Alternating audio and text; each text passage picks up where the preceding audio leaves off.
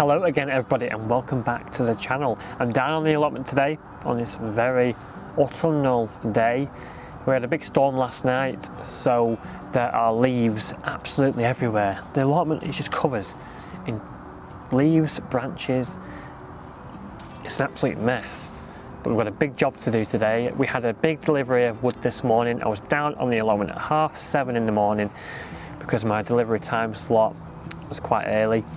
And yeah, we took the wicks order of wood and there's lots of it. We've got a lot of beds to build. I've decided I'm going to build 9 raised beds in total on this plot. The reason why I'm doing that, of course, is because the ground is so wet and so heavy clay, and anything I try growing in the ground doesn't really give us much of a crop. I found that most of the crops which we do get on the allotment are from the raised beds which we already have, so it only makes sense to build more raised beds. So we're going to be building 3 1 metre by 3 metre raised beds right here behind me, and I'm going to be building 6 1 metre by 2 metre raised beds as well. We're going to be building them 30 centimetres high, so 12 inches, which is the minimum I would build a raised bed, to be honest. I was thinking about building them even taller than this, maybe 18 inches, and I may do that, I don't know. I may end up adding another layer to some of the raised beds, maybe if I want to grow carrots in some of them, or other root vegetables like parsnips, maybe. We'll see. I mean, it's all subject to change really. But we're going to be building them 12 inches deep for now. So let's get on with it. We need to get the wood onto the plot because it's actually on the road just outside the allotment, and then we need to do a little bit of cutting, but we're not going to have to do too much cutting because I actually got lengths of wood that are 3 metres on purpose, so I only have to cut 1 metre off the lengths to make them 2 metre for the 2 metre ones, and then that 1 metre that I cut off the 3 metre is going to be for the ends. So quite minimal cutting involved.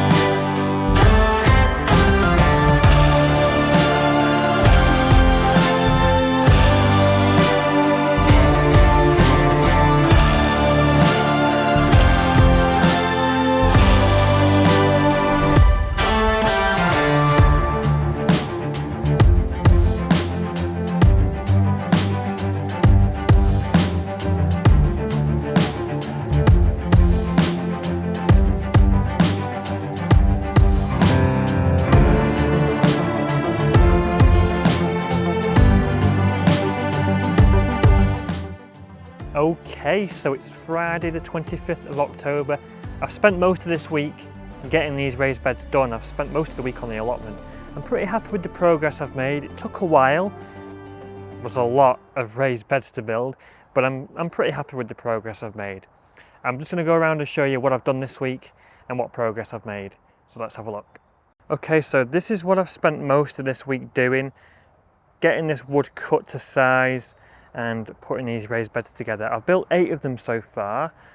My plan is to build 9 of them, but I've got this wood here which I'm going to save for a tutorial video. I'm going to do a video for the new gardeners out there, or anyone that wants to know how I build these raised beds from scratch.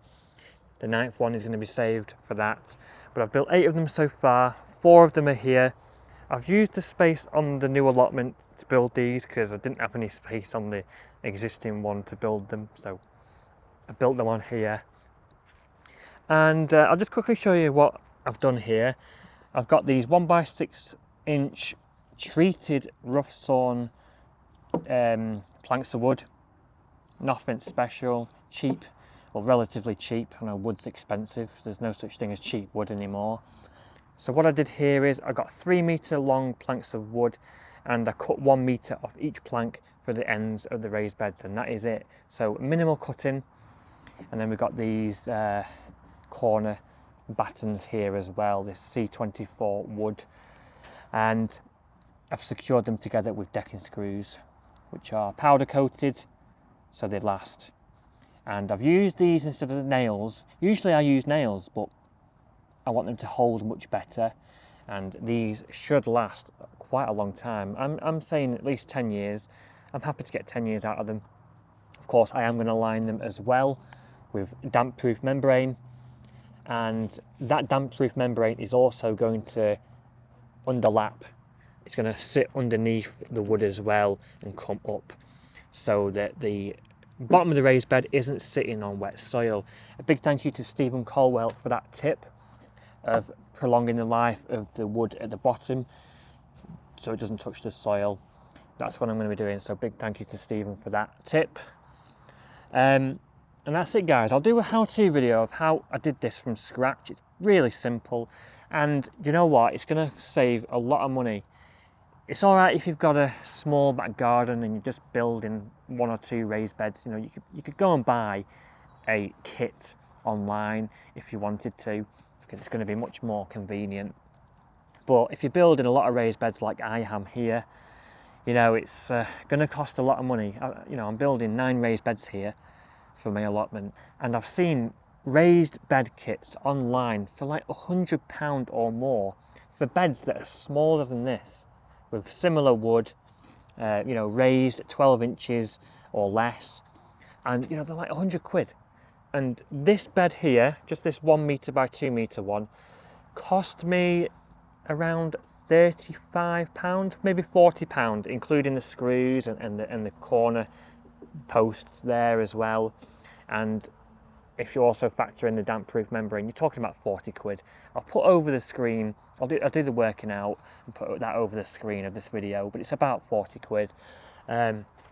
These are the smaller beds, of course, but there are some more beds on the existing plot which are built in place because they're much bigger than this and they're too awkward and too heavy to move.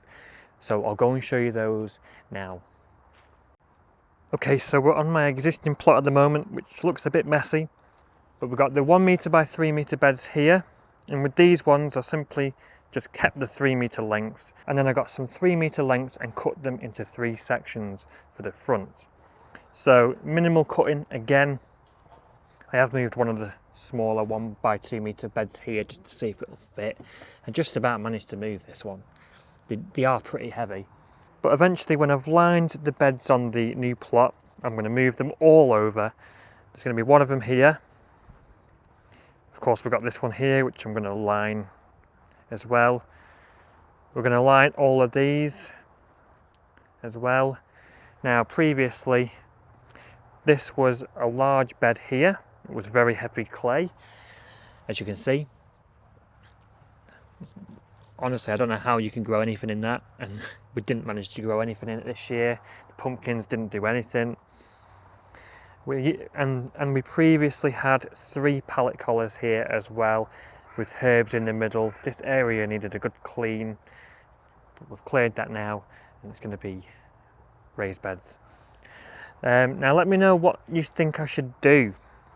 My other half made a good suggestion of putting gravel down here, which will last much longer. Of course, it's going to be more expensive. Failing that, I'll use wood chip, which is much more cost effective, but it needs topping up every year. Let me know what you think. Probably membrane and wood chip, or membrane and gravel around here.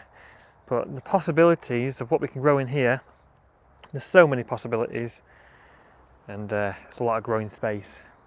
Of course, I've already started filling them up with the wood chip from the old paths to make it much more cost effective. That stuff's pretty much, well, it's not completely turned to compost, but it's getting there. That's going to fill like half of these up, I reckon. The rest of it's probably going to be horse manure and topsoil, I think. Now we'll move over to the front of the plot. It's very muddy over here. Right here, we're going to have another one of those 1 metre by 2 metre beds. Of course, we've got wood chip there to fill it up as well. And then at the very front of the plot is probably the muddiest and most heavy clay bed on the allotment here. This stuff is like, I was actually sinking into this soil while standing on here. My boots were submerged in the mud. It was ridiculous. We're going to have 3 beds here as well, 1 metre by 2 metre in size. One here, and one here. Now I've got a little idea of moving this strawberry cage to the new plot and having the buckets with the strawberries in over there instead, and having this area raised beds as well, just like we have there. Let me know what you guys think. I could put 2 raised beds here and it'll be much less crowded around here. It's getting a bit crowded. So, you know, I could easily just move this cage and sit it on the new plot, which is just basically membrane at the moment. Let me know what you guys think. So if we did that, we could have a couple of raised beds here. Of course, we're going to have the 3 raised beds there, 1 over there. We've already got a couple of existing raised beds at the back over there, 3 raised beds there, and then a couple over there as well. So I've come down to the plot to pick some leeks for tea. We're going to have leek and potato pie tonight, one of our favourites. So I'm going to pick some of these leeks. I'm hoping to grow more leeks next year when we get the raised beds filled up. Let's have a look what we've got here. Not too bad, not the biggest ever, but you know, they're okay for tea. We'll eat that one as well. Let's pick a few more, shall we? Some of them have bolted, which is a bit of a shame. That is a shame. I've had that quite often, quite a lot over the last couple of years. Leeks bolting. Not too sure why that is.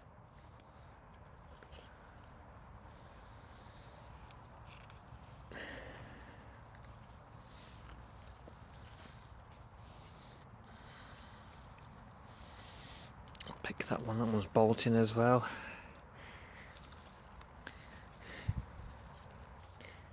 Not the biggest leeks ever, but definitely enough for tea. Not too bad. Okay, so thanks for watching today's little weekly update. That's what I've been doing this week. I've been really busy.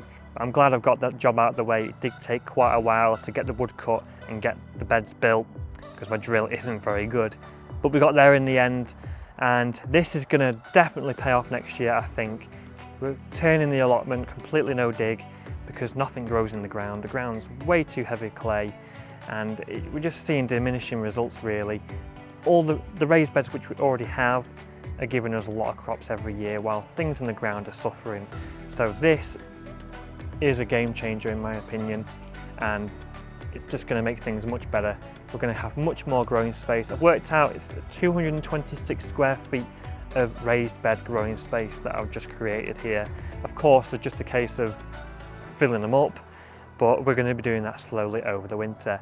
If you like this video, remember to hit that like button because it helps me reach more people and inspire and teach more people and share my vlog with more people. And if you want to see more videos like this, guys, hit the subscribe button and you'll never miss whenever I upload those videos every single week. That's all for now, guys. I'll see you in the next one. Happy gardening and stay safe.